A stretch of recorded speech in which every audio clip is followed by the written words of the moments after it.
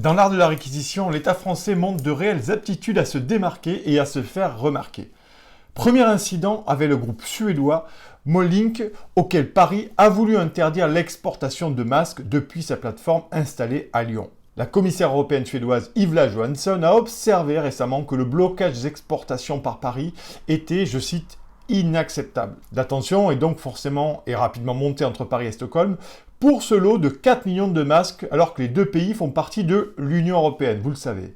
Et c'est en réalité Emmanuel Macron qui a signé un décret de réquisition qui donne le droit au gouvernement de saisir les stocks de produits sur l'ensemble du territoire français. La ministre suédoise des Affaires étrangères, Ann Linde, a indiqué sur Twitter le 4 avril dernier que, et je cite, « Suite aux efforts du gouvernement suédois, la France a décidé de lever les restrictions à l'export des masques de protection de Molnik.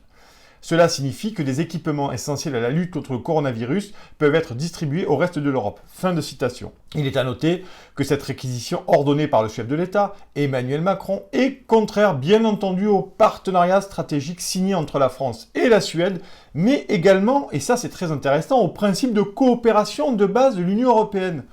Alors attribuons cela à une conception bien singulière du terme de coopération. Il semblerait que la solidarité autant que la souveraineté européenne prônée par Emmanuel Macron est à géographie variable.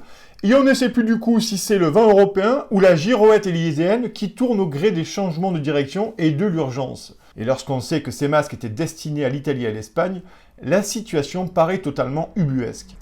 Mais les réquisitions de l'État ne s'arrêtent pas là, car l'exécutif est devenu maître dans le superfuge et a tenté d'avancer masqué. Nous apprenons ainsi chez nos confrères de France Bleu que le 2 avril dernier, une commande de masques passée par la région Bourgogne-Franche-Comté a été retenue par les services de l'État.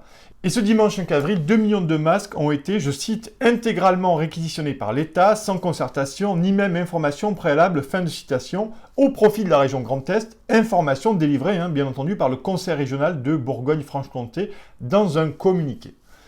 Pourtant, on avait entendu dans la bouche du secrétaire d'État auprès du ministre de l'Intérieur, Laurent Nunez, il y a quelques jours de ça, qu'il n'y avait pas de problème de masques en France. Alors l'État semble être passé maître dans l'art de la réquisition à coup de fin de non-recevoir et de l'euphémisme politique. Tout cela confine bien évidemment à l'amateurisme, voire pire.